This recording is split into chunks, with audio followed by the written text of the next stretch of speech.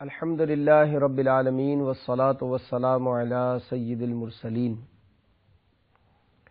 اما بعد فاعوذ باللہ من الشیطان الرجیم بسم اللہ الرحمن الرحیم الصلاة والسلام علیک یا رسول اللہ وعلی آلک وصحابک یا حبیب اللہ الصلاة والسلام علیک یا نبی اللہ وعلی آلک وصحابک یا نور اللہ۔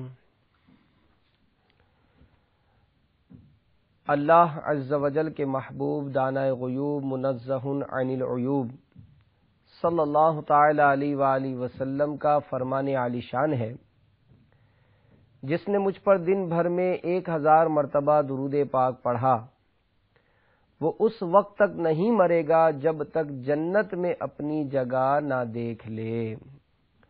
صلو علی الحبیب صلی اللہ تعالی علی محمد وعلی آلہ وصحبہ وبارک وسلم۔ یاد رکھ ہر آن آخر موت ہے، بن تو مت انجان آخر موت ہے۔ مرتے جاتے ہیں ہزاروں آدمی، عاقل و نادان آخر موت ہے۔ کیا خوشی ہو دل کو چندے زیست سے، غم زدہ ہے جان آخر موت ہے۔ ملک فانی میں فنا ہر شے کو ہے، سن لگا کر کان آخر موت ہے۔ بارہا علمی تجھے سمجھا چکے، مان یا مت مان آخر موت ہے۔ میٹھے میٹھے اسلامی بھائیوں اور اسلامی بہنوں جو مدنی چینل پر ہمارے سلسلے آخر موت ہے میں ہمارے ساتھ شامل ہیں، منقول ہے کہ حضرت سیدنا عیسیٰ علی نبینا وعلیہ الصلاۃ والسلام کا ایک چرواہے کے پاس سے گزر ہوا جو اونٹ چرا رہا تھا۔ آپ علیہ السلام نے ایک موٹے تازے اونٹ کو دیکھا جو دوسرے اونٹوں کو اپنی طاقت کے نشے میں کاٹے جا رہا تھا، کبھی کسی پر حملہ کرتا تو کبھی کسی پر، کبھی کسی کو کاٹتا کبھی کسی کو۔ سیدنا عیسیٰ روح اللہ علی نبینا علیہ الصلاۃ والسلام اس اونٹ کے پاس تشریف لے گئے، اس کا کان پکڑا اور اس کے کان میں کہا، بے شک تو مرنے والا ہے۔ پھر وہاں سے تشریف لے گئے۔ چند دن کے بعد اللہ عز و جل کے نبی سیدنا عیسیٰ روح اللہ علی نبینا علیہ الصلاۃ والسلام جب واپس تشریف لائے تو دیکھا کہ وہ اونٹ نہایت کمزور ہو چکا ہے اور کھانا پینا ترک کر کے سب سے الگ تھلگ کھڑا ہے، اور پہلے جیسی اس کے اندر مستی بھی نہیں ہے۔ تو چرواہے سے آپ علیہ السلام نے اس کی کیفیت دریافت کی تو کہنے لگا کہ یا روح اللہ علی نبینا علیہ الصلاۃ والسلام، میں نہیں جانتا کہ اسے کیا ہوا، پہلے تو یہ بڑی مستی کیا کرتا تھا اور ہر ایک کو کاٹنا حملہ کرنا یہ اس کا معمول تھا۔ البتہ مجھے اتنی بات میرے علم میں ہے کہ ایک دن ایک شخص یہاں سے گزرا اور اس نے اس کا کان پکڑا اور کچھ کہا اور وہ شخص وہاں سے چلا گیا۔ اس روز کے بعد اس کی یہ حالت ہو چکی جو آپ دیکھ رہے ہیں۔ میٹھے میٹھے اسلامی بھائیوں اور اسلامی بہنوں، اللہ تبارک و تعالی قرآن پاک میں ارشاد فرماتا ہے، کل نفس ذائقۃ الموت، ترجمہ کنز ایمان، کہ ہر جان کو موت چکھنی ہے۔ تو یہ حقیقت ہے کہ جب سے دنیا قائم ہے لوگ موت کا ذائقہ چکھ رہے ہیں۔ اس موت کے ذائقے کو چکھے بغیر کوئی زیر زمین گیا نہیں ہے۔ ذائقہ چکھنا اور ذائقہ چکھانا، ان دونوں میں کچھ فرق ہے کہ ذائقہ چکھنے میں ذائقہ چکھنے والے کی مرضی ہوتی ہے کہ ذائقہ چکھے یا نہ چکھے، لیکن ذائقہ چکھانے میں یہ تاثر ملتا ہے کہ خواہ ذائقہ چکھنے والے کی مرضی ہو یا نہ ہو، اسے ذائقہ چکھنا ہی ہوگا۔ اور موت کے بارے میں یہ بات اٹل ہے کہ ذائقہ چکھنے والے کی مرضی ہو یا نہ ہو، اسے یہ ذائقہ ضرور چکھنا ہی ہوگا۔ اس ضمن میں آئیے میرے آقا شیخ طریقت امیر اہل سنت آفتاب قادریت مہتاب رضویت بانی دعوت اسلامی مولف فیضان سنت امیر اہل سنت دامت برکاتہم عالیہ کہ ایک بڑا اصلاحی بیان ویران محل ہے، اس میں ایک بڑی عبرتناک حکایت درج کی ہے، چنانچہ اس کو سنتے ہیں اور عبرت کے مدنی پھول حاصل کرتے ہیں۔ چنانچہ حضرت سیدنا جنید بغدادی رحمت اللہ تعالی علیہ بیان فرماتے ہیں کہ میرا ایک بار کوفہ جانا ہوا، وہاں ایک سرمایہ دار کے عالی شان محل پر میری نظر پڑی، جس سے عیش و تعنم خوب جھلک رہا تھا۔ دروازے پر غلاموں یعنی نوکروں کا جھرمٹ تھا، اور دریچے میں ایک خوشگلو کنیز یہ نغمہ لاپ رہی تھی کہ اے مکان، تجھ میں کبھی غم داخل نہ ہو اور تیرے اندر رہنے والوں کو کبھی بھی زمانہ پامال نہ کرے۔ اس طرح کے اشعار وہ کنیز گنگنا رہی تھی۔ آپ فرماتے ہیں کہ میں وہاں سے چل پڑا۔ کچھ عرصے کے بعد پھر میرا اس محل سے گزر ہوا تو اس کے دروازے پر سیاہی چھا رہی تھی، نوکر چاکر غائب تھے، اور اس ویران محل پر بوسیدگی و شکستگی کے آثار نمایاں تھے۔ زبان حال مرور زمانہ کے ہاتھوں اس کی ناپائیداری ظاہر کر رہی تھی۔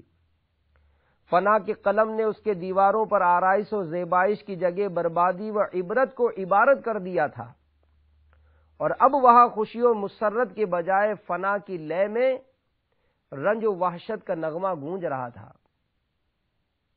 جنید بغدادی علیہ رحمت اللہ الہادی فرماتے ہیں کہ میں نے اس محل کی وحشت انگیزی اور ویرانی کے بارے میں دریافت کیا تو معلوم ہوا کہ سرمایہ دار جو تھا وہ مر گیا، خدام رخصت ہو گئے، بھرا گھر اجڑ گیا، عظیم الشان محل ویران ہو گیا۔ جہاں ہر وقت لوگوں کی آمد رفت سے رونق رہتی تھی، اب وہاں سناٹا چھا گیا۔ حضرت جنید بغدادی علیہ رحمت الہادی فرماتے ہیں کہ میں نے اس ویران محل کا دروازہ کھٹکھٹایا تو ایک کنیز کی نخیف یعنی کمزور آواز آئی۔ میں نے اس سے پوچھا کہ اس محل کی شان و شوکت اور اس کی چمک دمک کہاں گئی؟ اس کی روشنیاں، اس کے جگمگ کرتے کمکمے کیا ہوئے، اور اس میں بسنے والوں پر کیا بیتی؟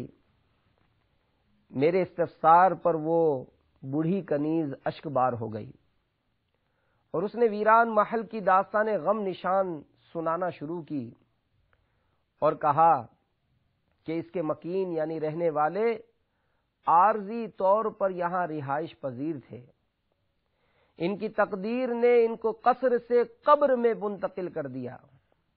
اس ویران محل میں رہنے والے ہر فرد خوشحال کہ سارے اسباب و مال کو زوال لگ گیا، اور یہ کوئی نئی بات نہیں، دنیا کا یہی دستور ہے کہ جو بھی اس میں آتا ہے وہ خوشیوں کا گنج پاتا ہے اور بالآخر وہ موت کا رنج پاتا اور ویران قبرستان میں پہنچ جاتا ہے۔ جو اس دنیا سے وفا کرتا ہے یہ اس کے ساتھ بے وفائی ضرور کرتی ہے۔ میں نے اس کنیز کو کہا کہ ایک بار میں یہاں سے گزرا تھا تو اس کے دریچے سے کنیز کی آواز آ رہی تھی کہ اے مکان، تجھ میں کبھی غم داخل نہ ہو، تیرے اندر رہنے والوں کو زمانہ کبھی پامال نہ کرے۔ اس طرح کے نغمے میں نے یہاں سے سنے تھے۔ اس کنیز نے جب سنا تو بلک بلک کر رونے لگی اور بولی کہ وہ بدنصیب گلوکارہ میں ہی ہوں، اس ویران محل کے مکینوں میں سے میرے سوا اب کوئی زندہ نہیں۔ پھر اس نے ایک آہ سرد دل پر درد سے کھینچ کر کہا کہ افسوس ہے اس پر جو یہ سب کچھ دیکھ کر بھی فانی دنیا کے دھوکے میں مبتلا رہتے ہوئے اپنی موت سے غافل ہو جائے۔ تو میٹھے میٹھے اسلامی بھائیوں اور اسلامی بہنوں، اس حکایت میں ویران محل کے مکینوں کے فنا کے ہاتھوں موت کے گھاٹ اترنے کا کیسا عبرت ناک منظر پیش کیا گیا ہے۔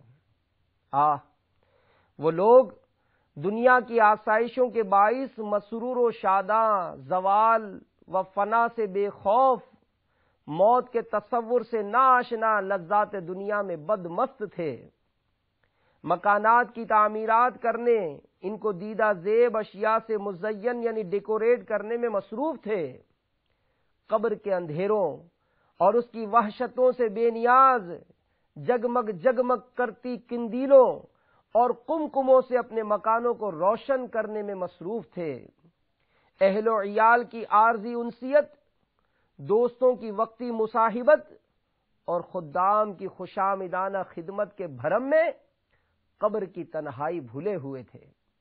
مگر یکا یک فنا کا بادل گرجا، موت کی آندھی چلی اور دنیا میں تا دیر رہنے کی امیدیں خاک میں مل کر رہ گئیں۔ ان کی مسرتوں، شادمانیوں سے ہنستے بستے گھر موت نے ویران کر دیے، روشنیوں سے جگمگاتے قصور سے گھپ اندھیری قبر میں انہیں منتقل کر دیا گیا۔ وہ لوگ کل تک اہل و عیال کی رونقوں میں شاداں و مسرور تھے اور آج قبور کی وحشتوں اور تنہائیوں میں مغموم و رنجور ہیں۔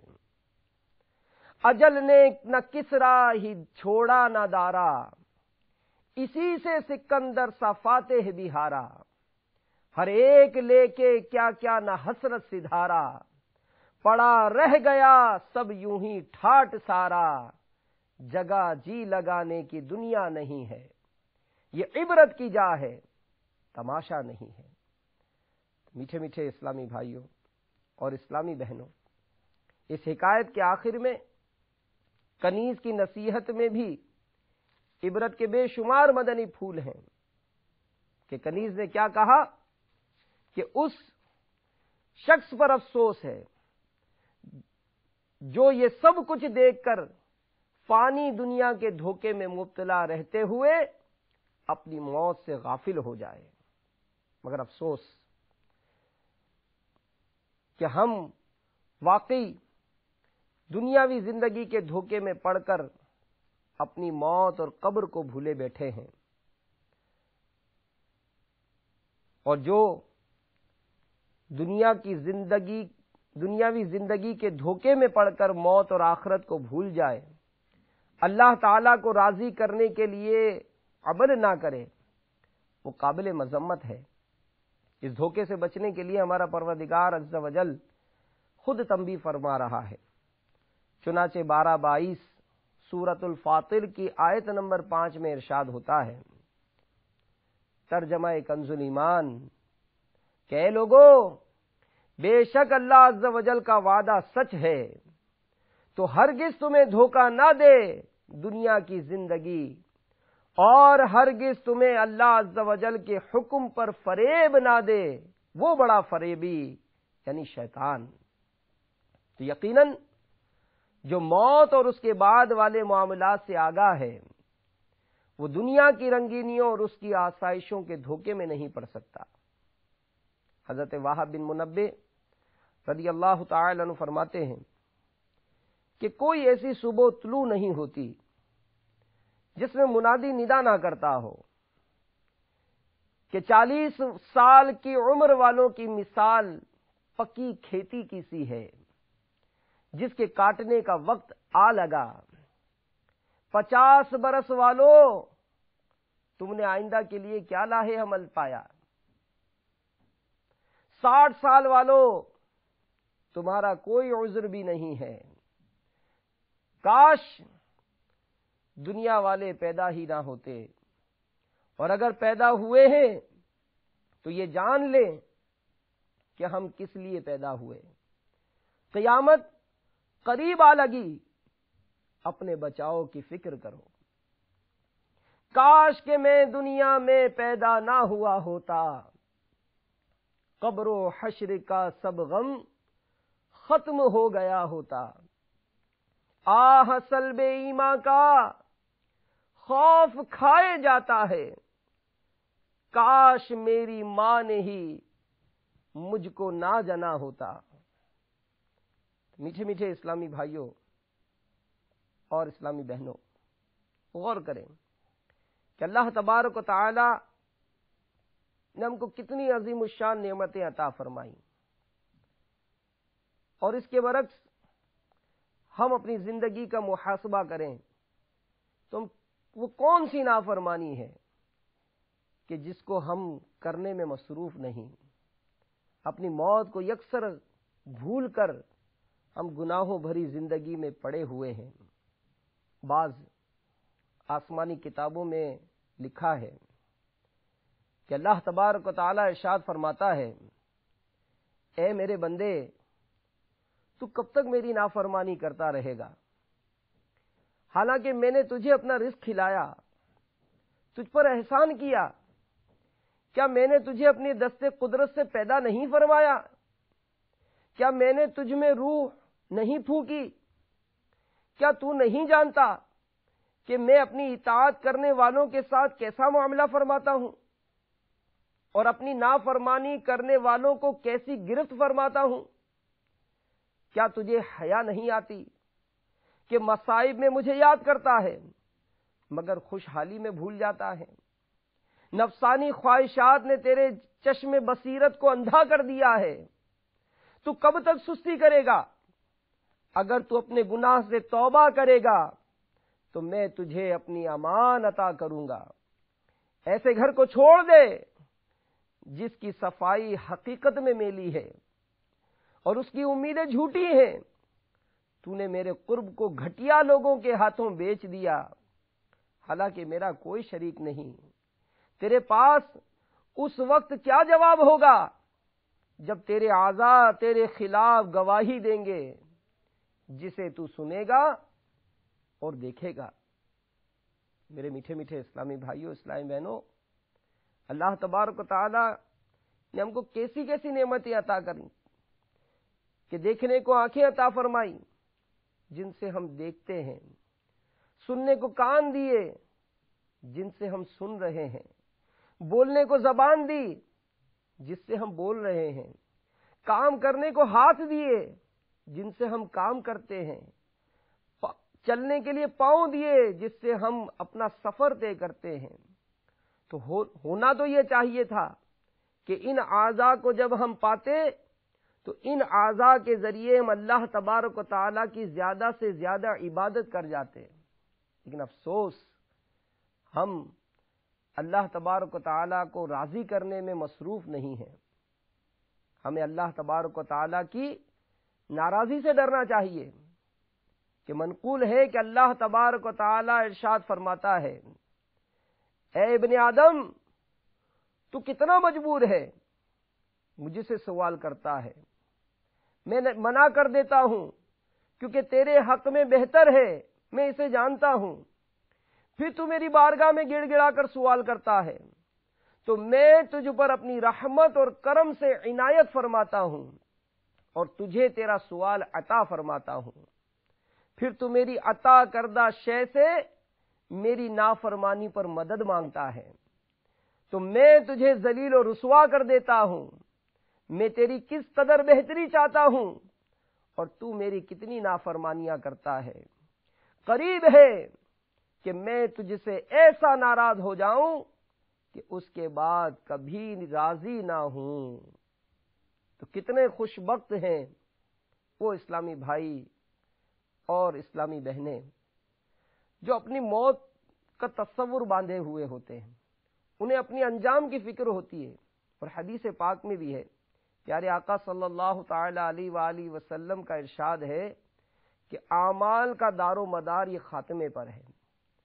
تو ذہن نصیب کہ انسان کو اپنی موت کو پیش نظر رکھنے میں کامیاب ہو جائے اور پھر اللہ تبارک و تعالی کو راضی کرنے والے اعمال میں لگا رہے۔ حضرت سیدنا احمد رحمت اللہ تعالی علیہ فرماتے ہیں کہ میں حضرت سیدنا ابو سلیمان دارانی رحمت اللہ تعالی علیہ کے پاس گیا تو انہیں روتا ہوا پایا۔ میں نے ان سے پوچھا کہ ابو سلیمان کس چیز نے آپ کو رلایا؟ کہنے لگے جب رات کی تاریکی اپنی چادر بچھا دیتی ہے تو اہل محبت اللہ تعالیٰ کے فرما بردار نیک لوگ قیام یعنی نماز میں کھڑے ہو جاتے ہیں، ان کے آنسو رکوع اور سجدے کی حالت میں ان کے رخساروں پر بہہ رہے ہوتے ہیں، پھر اللہ عز و جل ان پر نگاہ کرم فرماتا ہے تو ارشاد فرماتا ہے کہ جبرائیل علیہ السلام میرے سامنے وہ کھڑا ہے جس نے میرے کلام سے لذت حاصل کی اور مجھ سے مناجات کی راحت پائی۔ بے شک میں اس سے باخبر ہوں، اس کے کلام کو سن رہا ہوں، اس کی رونے اور آہوزاری کو دیکھ رہا ہوں۔ اے جبرائیل میرے اس بندے سے کہہ دو کہ میں جو یہ تمہارا غم دیکھ رہا ہوں یہ کیا ہے؟ کیا تمہیں کسی نے خبر دی کہ کوئی دوست اپنے دوست کو آگ کا عذاب دیتا ہے؟ یا کیا میں یہ گوارا کروں گا کہ میں کسی قوم کو رات گزارنے کے لیے ٹھکانہ فراہم کروں پھر انہیں نیند کی حالت میں جہنم میں ڈالنے کا حکم دوں؟ یہ کام تو کسی بدکار بندے کو بھی سزاوار نہیں، تو کریم بادشاہ عز و جل کے لائق کیسے ہو سکتا ہے؟ مجھے اپنی عزت کی قسم کہ میں انہیں ضرور ایک تحفہ عطا کروں گا، اور وہ اس طرح کہ میں ان پر اپنی نظر رحمت فرماؤں گا اور وہ میرا دیدار کریں گے۔ تو میٹھے میٹھے اسلامی بھائیوں، اپنے انجام کی فکر کرتے ہوئے اللہ تبارک و تعالی کی بارگاہ کا قرب حاصل کر لیجئے، اس کو راضی کر لیجئے، اپنے مولا عز و جل کو اپنی توجہ کا مرکز بنا لیجئے، غفلت اور نفسانی خواہشات سے باز آ جانا چاہیے، اپنی بقیہ عمر تاہم اطاعت میں گزار کر دنیاوی خواہشات سے بچنے پر صبر کر کے ہمیں گزارنی چاہیے کہ اگر احکام شریعت کی پابندی کی اور نافرمانیوں اور گناہوں سے دور بھاگے اور دنیا میں اطاعت پر صبر کیا تو یقیناً یہ جہنم کی آگ پر صبر کرنے سے زیادہ آسان ہے۔ ایک دن مرنا ہے آخر موت ہے، کر لے جو کرنا ہے آخر موت ہے۔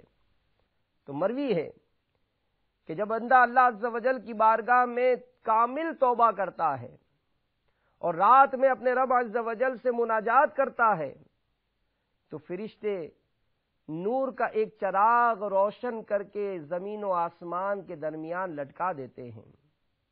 دیگر فرشتے پوچھتے ہیں کہ یہ کیا ہے؟ ان سے کہا جاتا ہے کہ فلاں بن فلاں نے آج کی رات اپنے رب عز و جل کے ساتھ راضی ہو کر گزاری ہے۔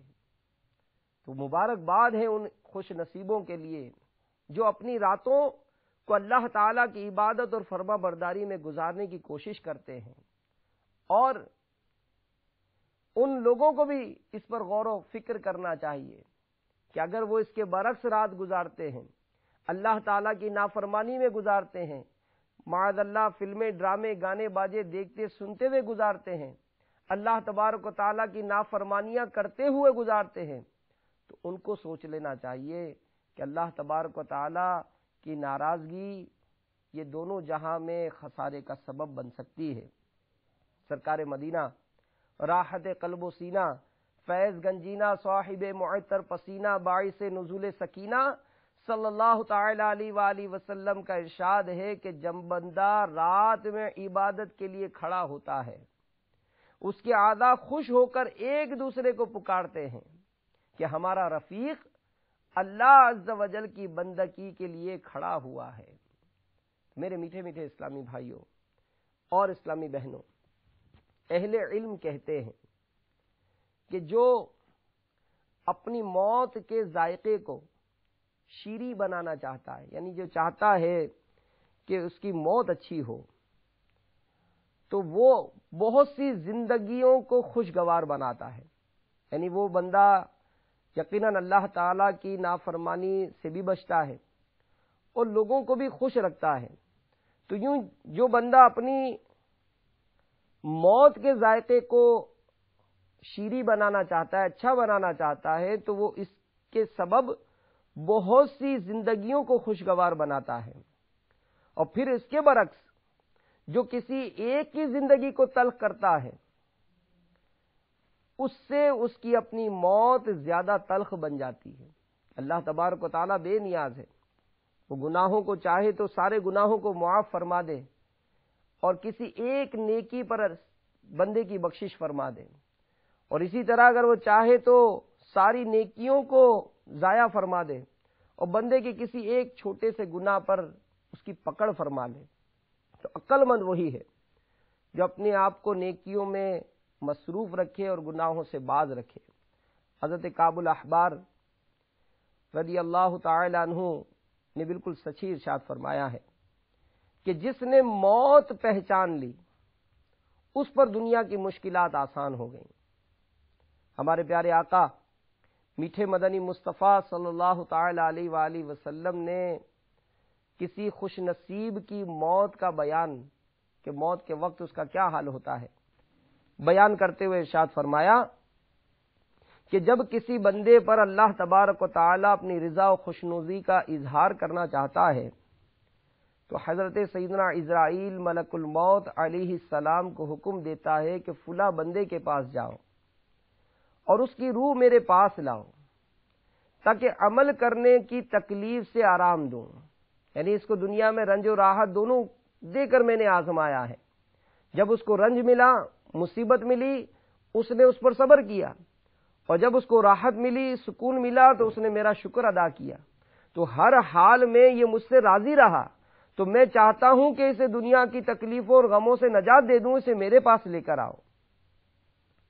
ملک الموت علیہ السلام 500 فرشتوں کے جلوس کے ساتھ اس شان سے آتے ہیں کہ ہر ایک کے پاس گلاب، چنبیلی کے پھولوں کی شاخیں اور زعفران کی جڑیں ہوتی ہیں جو فضا کو خوشبو سے مہکاتی ہیں، اور ان میں سے ہر فرشتہ تازہ تازہ بشارت اسے سناتا ہے۔ جب شیطان انہیں دیکھتا ہے تو اپنا سر پھوڑتا اور چلاتا ہے۔ جب اس کے چیلے اسے دیکھتے ہیں تو کہتے ہیں کہ آقا تجھے کیا مصیبت پڑی؟ وہ جواب دیتا ہے کہ کیا تم نہیں دیکھ رہے کہ اس بندے کو اللہ تبارک و تعالیٰ کی بارگاہ سے کتنی کرامات اور عنایات سے نوازا جا رہا ہے؟ میرے چیلو تم کہاں چلے گئے تھے؟ اس نے یہ نجات کیسے پالی؟ وہ کہتے کہ ہم نے تو بہت کوشش کی کہ یہ گرفت میں آ جائے مگر یہ محفوظ رہا۔ یہ بیوقوف نہیں تھا کہ نماز قضا کرتا، یہ نادان نہیں تھا جو شراب پیتا، سود کا لین دین کرتا، حرام روزی کماتا۔ یہ ہماری باتوں میں نہیں آیا، یہ فلمیں ڈرامے دیکھ کر، گانے باجے سن کر اپنی آنکھوں کو، اپنے کانوں کو اس نے حرام سے نہیں بھرا تھا، بلکہ اللہ تبارک و تعالیٰ کی اطاعت و فرما برداری میں لگا رہا، تو آج یہ نجات پا گیا۔ حضرت سیدنا عزرائیل ملک الموت علیہ السلام، ایک اور روایت میں آتا ہے کہ جب کسی ایماندار کے پاس تشریف لاتے ہیں اور بدن سے روح کو باہر لاتے ہیں، اس وقت روح کی یہ حالت ہوتی ہے کہ اگر اسے ہزاروں زنجیروں سے باندھ کر بھی کھینچیں تو بھی باہر نہ نکل پائے۔ اس وقت اللہ تبارک و تعالی کا ارشاد ہوتا ہے کہ چھوڑ دو، پھر اسے پکارا جاتا ہے اے نفس مطمئنہ، یا ایتھا النفس المطمئنہ، اس کلمے کی حلاوت کو پاتے ہی اس کی روح اس کے جسم میں، اس کے بدن میں مچلتی ہے اور بدن سے نکل کر پرواز کرتی ہے اور قیامت تک مستی کے عالم میں پرواز کرتی پھرے گی۔ پھر اسے کہا جائے گا ارجعی الی ربک راضیۃ مرضیہ فادخلی فی عبادی وادخلی جنتی، کہ جا اپنے رب عز و جل کی طرف لوٹ جا۔ تو میرے میٹھے میٹھے اور پیارے پیارے اسلامی بھائیوں، واقعی کتنے خوش نصیب ہیں جو اللہ تبارک و تعالیٰ کی فرما برداری میں اپنی زندگی کو گزار کر اچھی موت پانے میں کامیاب ہو جاتے ہیں۔ اور ایسی موتیں بھی ہم نے دیکھی ہیں کہ جو آرام کرنے کے لیے سویا تو ہمیشہ کے لیے سو گیا۔ ایسے بے شمار واقعات ہم نے دیکھے ہوں گے کہ اچھے بھلے رات کو سوئے تھے تو جناب صبح جب ان کو جگایا گیا تو اٹھے ہی نہیں اور ہمیشہ کے لیے سوتے کے سوتے ہی رہ گئے۔ اور ایسے بھی خوش نصیبوں کے واقعات کتابوں میں مذکور ہیں کہ موت کے دن اور وقت اجل کے فرشتوں نے انہیں بتایا، اور جنہوں نے موت کو مسکراتے لبوں کے ساتھ سینے سے لگا لیا، پھولوں کو سونگتے سونگتے پھولوں کے جہاں میں پہنچ گئے۔ عاشق اکبر صدیق اکبر رضی اللہ تعالی عنہ، خلیفہ رسول رضی اللہ تعالی عنہ کو دیکھ لیجئے کہ ہمارے پیارے آقا مکی مدنی مصطفیٰ صلی اللہ تعالی علیہ وآلہ وسلم سے انہیں کتنی کامل سچی محبت تھی کہ میٹھے مصطفیٰ صلی اللہ تعالی علیہ وآلہ وسلم نے آپ کا نام عبداللہ رکھا، آپ کا نام عتیق بھی تھا، اور تمام امت کا اتفاق ہے کہ آپ کا لقب صدیق ہے، کیونکہ آپ نے بے خوف ہو کر حضور علیہ الصلاۃ والسلام کی بلا تعامل تصدیق فرمائی اور صدق کو اپنے اوپر لازم کر لیا۔ مردوں میں سب سے پہلے ایمان لائے، حضور نبی کریم صلی اللہ علیہ وآلہ وسلم کا ساتھ کبھی نہ چھوڑا، حضور علیہ الصلاۃ والسلام کی محبت میں ہجرت کی، نماز میں حضور علیہ الصلاۃ والسلام کے ساتھ رہے، تو لڑائیوں میں آپ صلی اللہ علیہ وآلہ وسلم کے ساتھ رہے۔ آپ بہت بڑے سخی تھے کہ دین اسلام کی خدمت کے لیے آپ نے اپنا گھر کا سارا مال ایک مرتبہ تو راہ خدا عز و جل میں پیارے آقا صلی اللہ علیہ وآلہ وسلم کے قدموں پر نچھاور کر دیا۔ تو حضور علیہ الصلاۃ والسلام کے وصال کے بعد آپ مسلمانوں کے پہلے خلیفہ بنے۔ بحیثیت خلیفہ آپ نے مانعین زکوٰۃ اور مرتدین سے جہاد کیا، اور مسلمانوں کو آپ کے دور میں بہت سی فتوحات ہوئی۔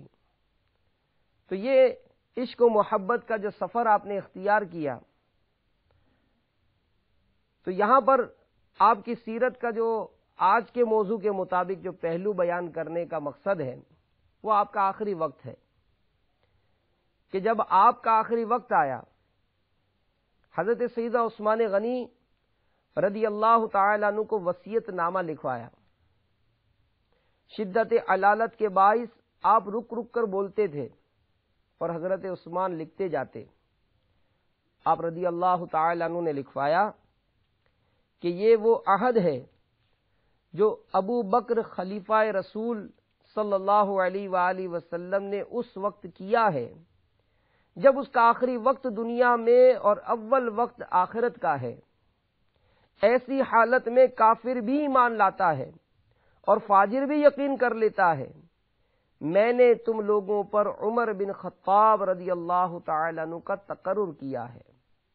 پھر یہ تحریر سب مسلمانوں کو سنائی اور آپ رضی اللہ تعالی عنہ وصال فرما گئے۔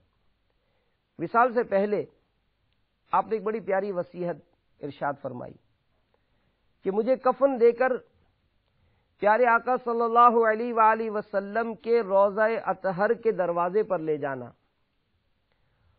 اور میٹھے میٹھے مصطفیٰ صلی اللہ علیہ وآلہ وسلم کے پہلو مبارک میں دفن ہونے کی اجازت طلب کرنا۔ اگر اجازت مل جائے اور بعض روایت میں کہ دروازہ خود بخود کھل جائے تو مجھے پیارے آقا صلی اللہ علیہ وآلہ وسلم کے پہلو مبارک میں دفن کر دینا، ورنہ عام قبرستان میں دفن کر دینا۔ چنانچہ روایت میں مذکور ہے کہ آپ کے کو غسل مبارک دیا گیا اور کفن پہنایا گیا، جنازہ تیار کر کے پیارے پیارے آقا صلی اللہ علیہ وآلہ وسلم کے روضہ انور کے دروازے پر رکھا گیا اور اجازت طلب کی گئی تو آواز آئی کہ محبوب کو محبوب سے ملا دو۔ تو یوں پیارے آقا صلی اللہ علیہ وآلہ وسلم کے پہلو مبارک میں سیدنا صدیق اکبر رضی اللہ تعالی عنہ آرام فرما ہوئے۔ تو میرے میٹھے میٹھے اسلامی بھائیوں اور اسلامی بہنوں، آج کے اس دور میں دیکھا جائے تو انسان محض اپنی زندگی میں آرام بھرنے کے لیے دوسروں کی زندگی سے کھیل جاتا ہے۔ اس کے گمان کے مطابق جو ہی کوئی شخص اس کی ایک سانس یا نیند یا آرام میں مخل ہوتا ہے تو وہ اس کی سانسوں کی رگ کاٹ دیتا ہے، اتنا ظالم ہو جاتا ہے۔ اب اس کی کٹی ہوئی رگ کو اگر کوئی آنکھ دیکھتی ہے، یہ شخص اتنا ظالم ہوتا ہے کہ اس کی آنکھ نکال دیتا ہے۔ اس کے اس ظلم پر اگر کوئی آواز بلند کرتا ہے تو زبانیں کھینچ لیتا ہے، پھر اس چیخو پکار کے سننے والے کانوں میں پگھلا ہوا سیسا ڈال کر بہرا کر دیتا ہے۔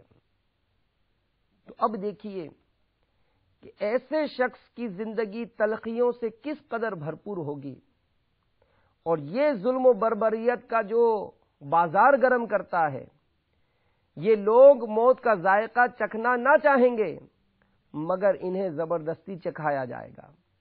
ان کی موت کے ذائقے میں تلخیاں بھی ہوں گی، انتقام کی شدت بھی ہوگی اور زیادتیوں کا بدلہ بھی ہوگا، مجبوروں کی سسکیاں بھی ہوں گی اور بھولے ہوئے وقت کی گرفت بھی ہوگی۔ ان کی موت کا ذائقہ شراب کے پیالے میں بھی ہو سکتا ہے، خنجر کی نوک میں بھی ہو سکتا ہے، اور آگ کے کوئلوں پر کباب بننے والی کروٹوں میں بھی ہو سکتا ہے۔ ایسی موتیں زمانے کی ہر آنکھ کے لیے عبرت رکھتی ہے۔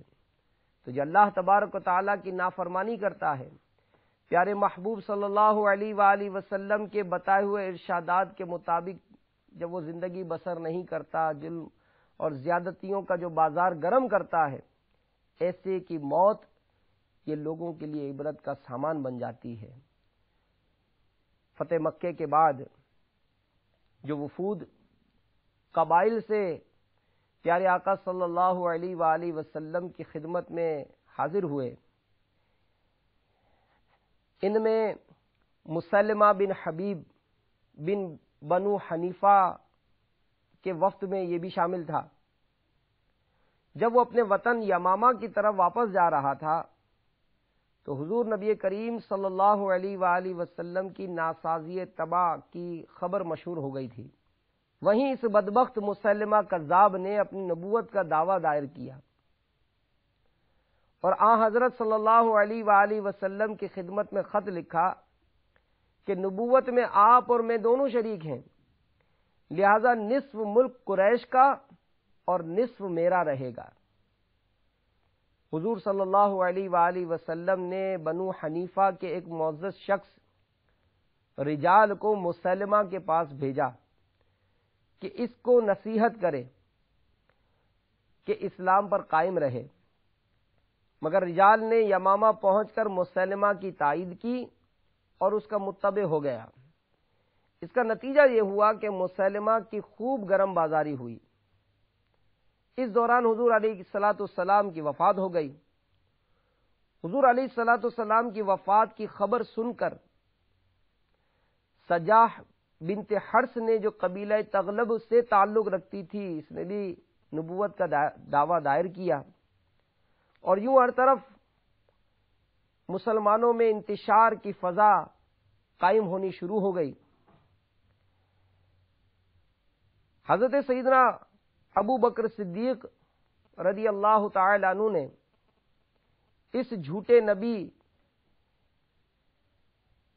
کو جہنم رسید کرنے کے لیے حضرت خالد بن ولید رضی اللہ تعالی عنہ کے ساتھ ایک لشکر روانہ کیا، اور ان کے جاہ و جلال کو دیکھ کر سجاہ کے سارے ساتھی بھاگ گئے، اور یہ جھوٹی نبیہ سجاہ کہیں گمنام مقام میں چھپ گئی۔ مسلمہ کذاب کے 40,000 کے لشکر نے خالد بن ولید رضی اللہ تعالیٰ عنہ کا مقابلہ کیا، مگر خالد بن ولید رضی اللہ تعالیٰ عنہ کا عزم و استقلال اور جرت و بہادری کے سامنے ان کے پاؤں اکھڑ گئے۔ لشکریوں نے اس وقت مسلمہ سے پوچھا کہ اے اللہ کے نبی، فتح کا وعدہ کب پورا ہوگا؟ جو تیرا خدا تجھ سے کر چکا تھا۔ اس جھوٹے نے جواب دیا کہ یہ وقت ایسی باتوں کو دریافت کرنے کا نہیں ہے، ہر شخص کو چاہیے کہ اپنے اہل و عیال کے لیے لڑے۔ اس وقت لوگوں نے بلند آواز سے پکارا کہ اے مسلمہ، تو جھوٹا ہے۔ اب وہ جان بچانے کے لیے بھاگا، مگر وحشی رضی اللہ تعالی عنہ یہ رستے میں کھڑے تھے۔ انہوں نے اپنا حربہ پھینکا جو مسلمہ کی دوہری زرہ کو کاٹ کر اس کے پیٹ سے باہر نکل گیا، اور وہ گر پڑا اور تڑپ تڑپ کر اس نے جان دے دی۔ تو یوں اس جھوٹے نبی کا انجام ہوا۔ تو میرے میٹھے میٹھے اور پیارے پیارے اسلامی بھائیوں، اسلامی بہنوں، اللہ تعالیٰ کی رحمت بہت بڑی ہے۔ اگر بتقاضۂ بشریت ہم سے کوئی خطائیں سرزد ہوئیں، آئیے اللہ تبارک و تعالیٰ کی بارگاہ میں سچے دل سے توبہ کر لیتے۔ اور یہ دعوت اسلامی کے مدنی ماحول کی بڑی برکتیں ہیں، اور آپ نے مدنی چینل پر ایسی بے شمار بہاریں دیکھی ہوں گی کہ الحمدللہ اس مدنی چینل کے ذریعے جو نیکی کی دعوت عام کی جاتی ہے، اسلامی بھائی اور اسلامی بہنوں نے جب یہ سنا، اس پہ ہونے والے بیانات سنے، اس پر ہونے والی جو نیکی کی دعوت ہے اس کو سنا، تو ایسے بے شمار واقعات آپ نے بھی ملاحظہ کیے ہوں گے کہ جو کل تک نماز نہیں پڑھتے الحمدللہ انہوں نے نماز شروع کر دی، پیارے آقا صلی اللہ علیہ وآلہ وسلم پر درود و سلام پڑھنے والوں کی کثرت ہو گئی، جناب سرکار علیہ الصلوۃ والسلام کی سنتوں پر عمل کرنے میں کا جذبہ ابھرنے لگا۔ الحمدللہ ایسے بے شمار واقعات آپ نے بھی دیکھے ہوں گے۔ تو اللہ تعالیٰ کی رحمت سے نا امید نہ ہو، گناہ سرزد ہوئے، ہمارا رب عز و جل گناہوں کو معاف کرنے والا ہے۔ پیارے آقا مکی مدنی مصطفیٰ صلی اللہ تعالی علیہ وآلہ وسلم کا فرمان عالی شان ہے کہ اللہ تبارک و تعالی ارشاد فرماتا ہے کہ میں اپنے بندے کے گمان کے مطابق معاملہ کرتا ہوں۔ وہ جب مجھے یاد کرتا ہے میں اس کے ساتھ ہوتا ہوں، پس اگر وہ مجھے جماعت میں یاد کرے میں اسے اس سے بہتر جماعت میں یاد کرتا ہوں، اگر وہ مجھے دل میں یاد کرے تو میں بھی اس کو اکیلا یاد کرتا ہوں، اگر وہ ایک بالشت میرے قریب آتا ہے تو میری رحمت ایک ہاتھ اس کے قریب آ جاتی ہے، اگر وہ ایک ہاتھ میرے قریب آتا ہے تو میری رحمت دونوں بازوؤں کے پھیلاؤں کے بقدر اس کے قریب آ جاتی ہے، اگر وہ چل کر میری طرف آتا ہے تو میری رحمت دوڑتی ہوئی اس کی طرف آتی ہے۔ اللہ کی رحمت سے نا امید نہ ہو۔ ہمارا رب عز و جل رحمان اور رحیم ہے، جو اس کی رحمت پر نظر رکھے، اس کے ساتھ اپنا حسن ظن قائم رکھے، انشاءاللہ عز و جل دونوں جہاں میں اس کا بیڑا پار ہے۔ اللہ عز و جل کی رحمت سے اس کو کبھی محرومی نہیں ہو سکتی۔ چنانچہ تفسیر نعیمی پارہ اول صفحہ 38 پر ارشاد ہے، جسے شیخ طریقت امیر اہل سنت نے اپنی مایہ تصنیف فیضان سنت میں نقل فرمایا ہے کہ دو بھائی تھے، ایک پرہیزگار دوسرا بدکار۔ جب بدکار مرنے لگا تو پرہیزگار بھائی نے کہا کہ دیکھا تجھے میں نے بہت سمجھایا مگر تو اپنے گناہوں سے باز نہیں آیا، اب بول تیرا کیا حال ہوگا۔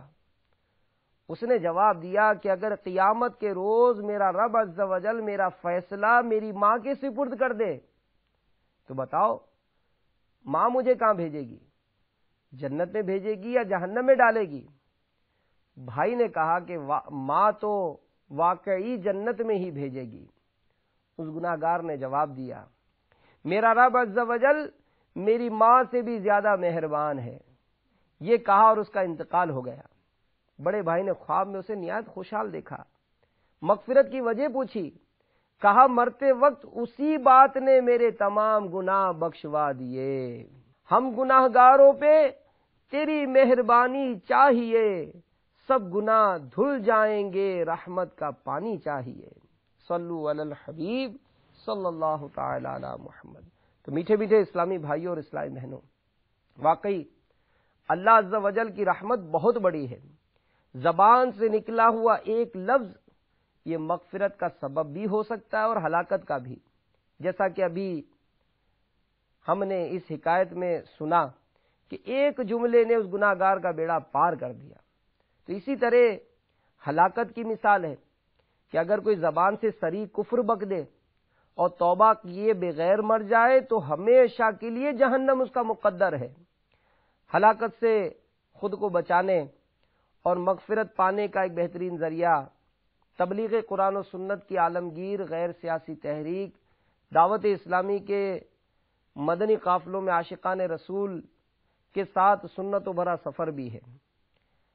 اگر سفر کی سچی نیت کر لی اور کسی وجہ سے سفر نصیب نہ بھی ہو تب بھی انشاءاللہ عز و جل بیڑا پار ہے۔ آئیے مدنی قافلے کی سفر کی نیت کرنے والے خوش نصیب اسلامی بھائی کی ایمان افروز مدنی بہار سنتے ہیں۔ حیدرآباد باب الاسلام سندھ کے ایک محلے میں علاقائی دورہ برائے نیکی کی دعوت کا سلسلہ تھا، اور علاقائی دورہ آپ کو پتہ ہے کہ دعوت اسلامی میں کہ اسلامی بھائی گھر گھر دکان دکان جا کر نیکی کی دعوت پیش کرتے ہیں اور نماز کی دعوت دے کر لوگوں کو مسجد کی طرف آنے کا عرض پیش کرتے ہیں۔ چنانچہ نیکی کی دعوت سے متاثر ہو کر ایک ماڈرن نوجوان یہ مسجد میں آ گیا اور بیان میں اس نے جب مدنی قافلے کی ترغیب دلائی گئی تو اس نے اپنی نیت بھی کروا لی اور نام بھی لکھوا دیا۔ ابھی مدنی قافلے میں اس کی روانگی کے کچھ دن باقی تھے، قضاء الہی عز و جل سے اس کا انتقال ہو گیا۔